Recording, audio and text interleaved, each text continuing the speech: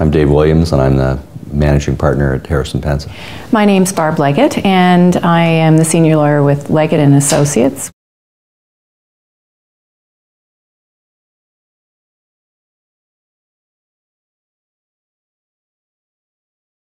To this day, we know that Roche cannot tell us how it actually works, but it continues to be prescribed in Canada for acne.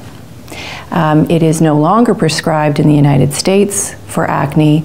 Roche, on their own website and their materials, would tell us that that's because of lawsuits.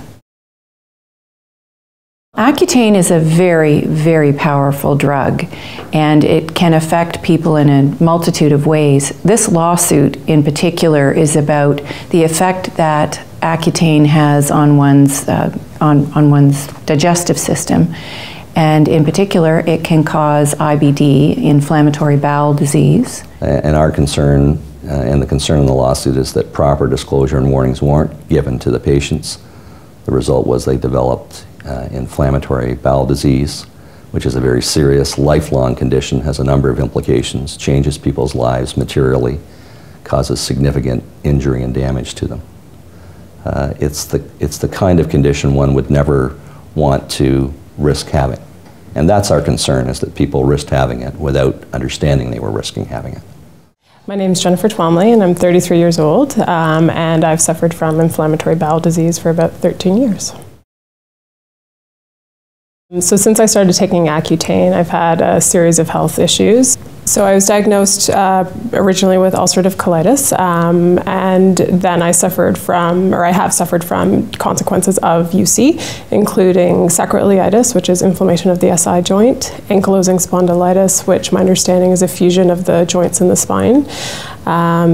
I've had to take a series of medications for the ulcerative colitis, including prednisone for an extended period of time, which caused some bone density loss and impact on the structure, I guess, of some of my organs. I've had 2 surgeries as a result of the colitis. I've had a full colectomy, so a full removal of the colon, and I've had a J pouch creation, so creating a pretend colon, basically, with your small intestine. Certainly. I mean, if I had known that this drug would cause 13 years of chronic disease, I certainly would have dealt with the teenage acne. It's the impact of the drug in terms of the disease is certainly not, it's nothing in comparison to teenage acne.